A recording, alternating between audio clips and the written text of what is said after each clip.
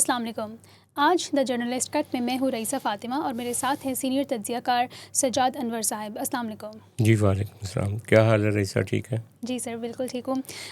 Sir, Geneva में जो एक इनफॉर्मल मुआहदे की सेरेमनी होनी थी और फॉर्मल पीस टॉक्स की शुरुआत होनी थी ईरान और अमेरिका के दरमियान, वो तो डिले हो गए। लेकिन पाकिस्तान में इंटरनली अगर हम अपने ही घर की बात करें तो फ़ील्ड मार्शल आसिम मुनीर साहब की हर पॉलिटिकल पार्टी तारीफ़ कर रही है। शहबाज शरीफ साहब ने आज उनको बहुत सराहा। कल बिलावल भुट्टो ज़रदारी साहब ने उनकी बहुत तारीफ़ की। ईरान ने उनकी बहुत ज़्यादा तारीफ़ कर रहा है। डोनाल्ड ट्रंप बार बार उनकी तारीफ़ कर रहे हैं। बल्कि यहाँ तक कि इंडिया में जो अपोजिशन है वो ये बार बार कह रही है कि मोदी के मुकाबले में फ़ील्ड मार्शल आसिम मुनीर साहब का जो प्रोफाइल है वो बहुत ही ज़्यादा हाई हो गया है। तो उनकी जो इतनी बड़ी इंटरनेशनल अचीवमेंट्स हैं, ये कहीं पसे पर्दा रह जाएंगी या फिर वो कोई बड़ा रोल, कोई बड़ा आइनी रोल डिमांड करेंगे। और मेरा बेसिकली सवाल ये है कि उनकी बेतहाशा ताकत और कामयाबी से पाकिस्तान के सिविलियन निज़ाम को, सिविलियन सिस्टम को ख़तरा मौजूद है या नहीं है। क्योंकि कल जब यही सवाल राना सनाउल्लाह से किया गया एक प्रोग्राम में, तो राना सनाउल्लाह साहब का कहना था कि बेशक आसिम मुनीर साहब का जो प्रोफाइल है या उनकी जो अचीवमेंट्स हैं या उनकी जो क्वालिटीज़ हैं, ट्रेट्स हैं, अच्छे ट्रेट्स, वो मुशर्रफ से या फिर जनरल बाजवा साहब से बहुत ज़्यादा बेहतर हैं। तो आप इस बारे में क्या कहेंगे? आपको क्या लगता है, आप क्या समझते हैं इस बारे में कि वो क्या डिमांड कर सकते हैं और सिविलियंस, हमारा सिस्टम ख़तरे में है उनकी अचीवमेंट्स को लेकर? देखिए, ख़तरा तो आम हालात में भी होता है, क्योंकि पाकिस्तान में जो सिविल ऑर्डर होता है, जो हमने पिछले 30 सालों में देखा, वो पसे पर्दा जो कुव्वतें हैं या जिसको हम एक्स्ट्रा कॉन्स्टिट्यूशनल फोर्सेस कहते हैं या जिसको एस्टेब्लिशमेंट बोलते हैं, वो जो होता है उनकी ख्वाहिशात के ऊपर होता है। जो सिविल ऑर्डर होता है हमेशा, और जब वो फ़ैसला कर लेंगे इस सिविल ऑर्डर को घर भेजना है, तो वो उसके कई तरीके निकाल भी लेते हैं। तो इसलिए ख़तरा तो हर वक्त रहता है, लेकिन इस वक्त ख़तरा बढ़ गया है। वाकई मैं समझता हूँ कि वो राना सनाउल्लाह साहब जवाब तो दे रहे थे, मैं ख़ुद भी सुन रहा था। नदीम मलिक साहब ने उनसे यही पूछा था कि आपके साथ पहले भी जिस तरह से मुशर्रफ ने किया या जिस तरह से दूसरे जनरलों ने किया, तो इतना आप उनको कर रहे हैं, हाइप दे रहे हैं आसिम मुनीर साहब को, तो कल कल ये आपके लिए भी मसला ना बन जाए। तो उन्होंने कहा कि नहीं, इस तरह की सूरत हाल तो नहीं है। लेकिन मैं सिर्फ आपको एक मिसाल देता हूँ कि जुलाई 2001 में जनरल मुशर्रफ ने इंडिया जाना था, और उस वक्त जनरल मुशर्रफ का जो डेजिग्नेशन था, मैं डेजिग्नेशन की बात कर रहा हूँ, जैसे आज चीफ़ ऑफ डिफेंस फोर्सेस है ना हमारे आसिम मुनीर साहब, और साइन करने के लिए वो नहीं जा सकते जनेवा, वो शहबाज शरीफ ही जाएगा, लेकिन काम सारा उन्होंने किया हुआ है। तो एक इंसान के दिल में ख्वाहिश तो पैदा होती है कि यार ये अचीवमेंट मेरी है, साइन करने शहबाज शरीफ जा रहा है, तो मेरे पास कोई ऐसा अहदा क्यों नहीं होना चाहिए कि मैं ख़ुद जाके साइन करूं या अंगूठा लगाऊं। तो मैं माजी की बात बता रहा था कि जुलाई 2001 में शेड्यूल हो गया विज़िट मुशर्रफ साहब का इंडिया का, लेकिन उनके पास ओहदा नहीं था। ओहदा था, वो थे चीफ़ एग्जीक्यूटिव ऑफ पाकिस्तान। तो सदर मुमलकत रफ़ीक तारड़ साहब थे जो नून लीग के थे, लेकिन उनको हटाया नहीं गया था।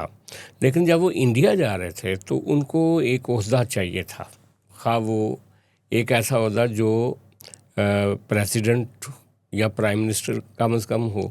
तो प्राइम मिनिस्टर तो वो बन नहीं सकते थे, क्योंकि वो तो असेंबली के ज़रिए बनते हैं। तो आमतौर पे हमारे जो डिक्टेटर्स होते हैं वो प्रेसिडेंट का ओहदा चुनते हैं। अयूब भी प्रेसिडेंट थे, ज़ियाउल हक भी प्रेसिडेंट थे, और मुशर्रफ साहब भी प्रेसिडेंट बनने के लिए उन्होंने एक अपना कोई अफसर भेजा रफ़ीक तारड़ साहब को कि काफ़ी दिन हो गए, मियाँ साहब तो जा चुके हैं, अब आप भी छुट्टी करें और ये सदारत के लिए इस्तीफ़ा दें। तो रफ़ीक तारड़ साहब ने जून 2001 में उससे इस्तीफ़ा लिया गया, और जब वो जुलाई का विज़िट करने जा रहे थे, मुशर्रफ साहब उस वक्त तक वो सदर बन चुके थे, ख़ुद ब खुद ही अपने आप को सदर बना चुके थे वो। तो इसी तरह आज की भी कैफियत ये है कि जिनेवा में साइन करने के लिए सिर्फ ओहदा रुकावट है ना, जी। बाकी तो वो पूरी तरह एलिजिबल है, काम उन्होंने किया है। ट्रंप भी कह रहा है जी कि ये फील्ड मार्शल के बगैर मुमकिन नहीं था, ईरान वाले भी कह रहे हैं, पाकिस्तान भी कह रहा है, लेकिन उनका होता रुकावट है। ये इस रुकावट को वो अबूर करेंगे कभी या नहीं करेंगे, ये $100 बिलियन क्वेश्चन है।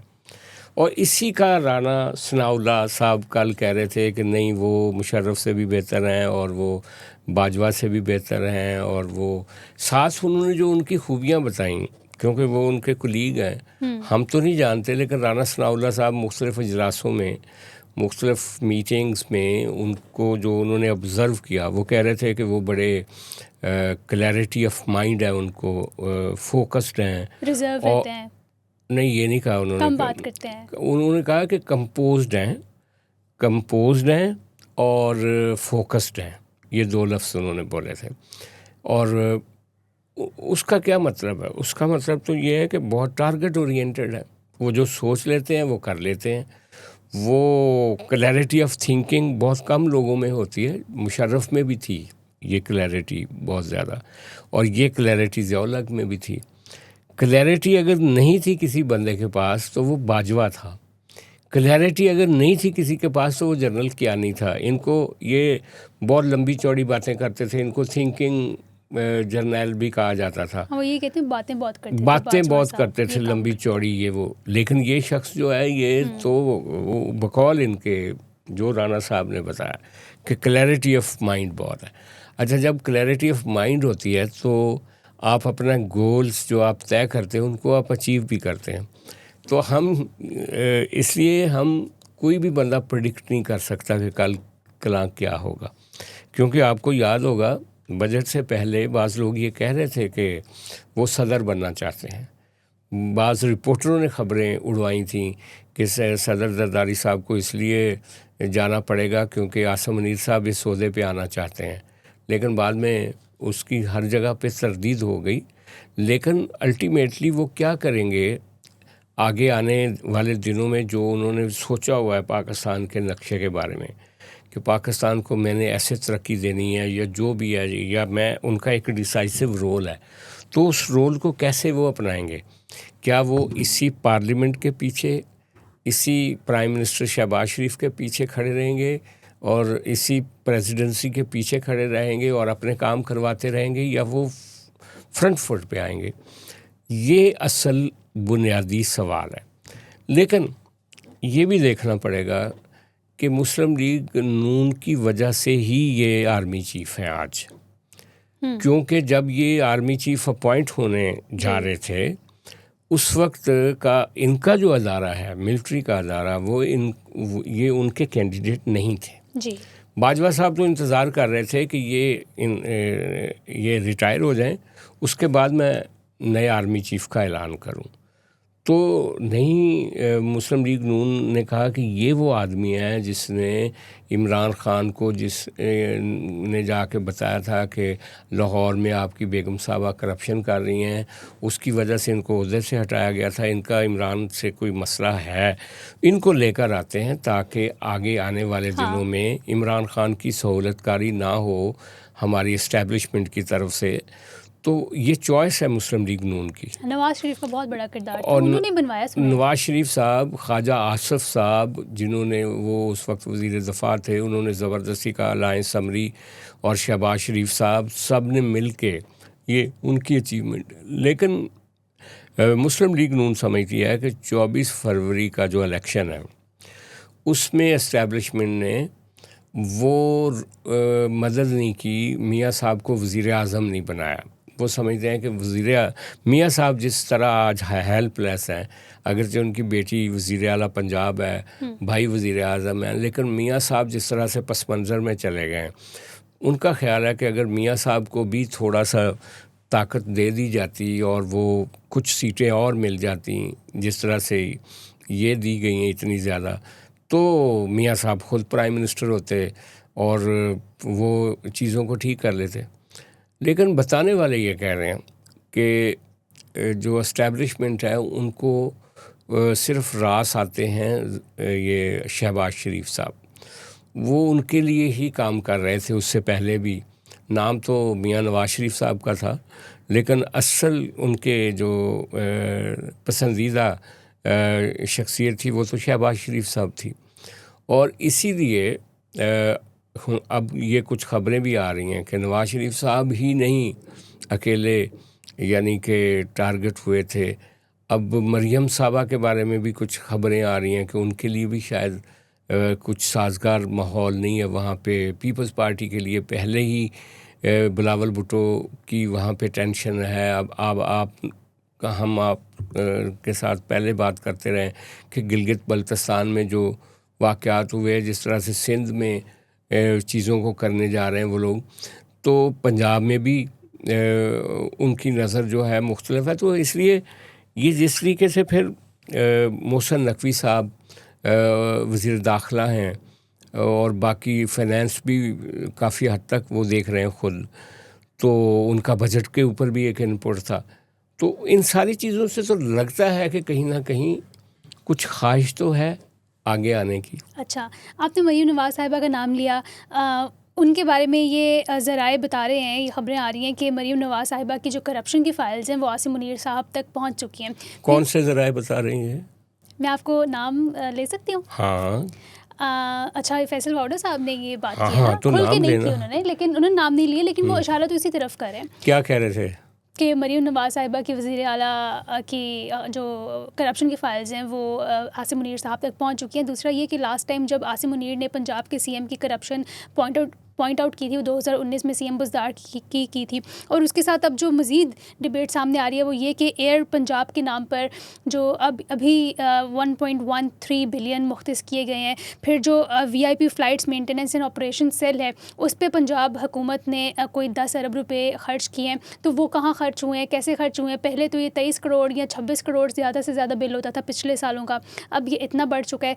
तो ये इसकी ना फॉर एग्ज़ाम्पल अगर एयर पंजाब ही की हम बात करें, ना उसकी कोई ऑफिस है, ना उसके कोई लोग हैं, ना स्टाफ है, तो ये पैसा कहाँ जा रहा है? वो जहाज़ कौन इस्तेमाल कर रहा है? आपने अगर पहला ही जहाज़ लॉन्च किया तो 19 सीटों वाला लग्जरी जेट लॉन्च किया, तो फिर जाहिर है ये सारी चीज़ें एक बेस बनाएंगी ना उनके अगेंस्ट करप्शन नहीं। लेकिन मेरा सवाल ये है कि अगर एक सूबे की वज़ीर आला बकौल आपके या वाडा साहब के या बाकी लोगों के इस तरह कर रही हैं, तो जो एहतसाब के इदारे हैं ना उनको हरकत में आना चाहिए ना। यानी ये तो नहीं होना चाहिए। नहीं, ये तो देखें ना, यही तो अलमिया है इस मुल्क में कि ऑटोमेटिकली जो आपके एहतसाब के इदारे हैं, एक एंटी करप्शन का इदारा है पंजाब में और हर सूबे में होता है, उसके बाद एक नैब है। जहाँ पे बेज़ाब्तगी होती है वो नैब को एक्टिव होना चाहिए, एंटी करप्शन को पाकिस्तान में इस्टेब्लिशमेंट क्यों निशानदेही करती है करप्शन की या उन तक फाइल क्यों जाती है? ये एक सबसे एबनॉर्मल बात है। सिस्टम ऐसे ही है पाकिस्तान का। सिस्टम नहीं है, ये सिस्टम को तारपीडो करने वाली बात है। देखें वो तो किसी हद तक ठीक बात थी कि एक इत्तला दी आर्मी ISI चीफ ने इमरान खान साहब को कि आपकी ज़ौजा साहबा उनके बारे में कुछ सवालात हैं, वहाँ पे पंजाब में जो कुछ हो रहा है उसकी प्रोब तो प्राइम मिनिस्टर नहीं करनी थी ना। इसी तरह अगर कोई अदारा समझता है, कोई इंटेलिजेंस अदारा समझता है कि ये करप्शन पंजाब में हुई है, तो उसको प्राइम मिनिस्टर को ही बताना पड़ेगा, उसको नैब को ही बताना पड़ेगा, नैब ने ही वो सारे काम करने। ये जो दो प्रॉब्लम्स हैं ना, एक तो ये है कि अगर आपने कहीं पे बेज़ाब्तगी करप्शन या कोई चीज़ पकड़ी है, अगर तो आपने उसके नतीजे पे पहुंचना है तो उसका ड्यू प्रोसेस है जिसके तहत आपने इन्वेस्टिगेट करना है।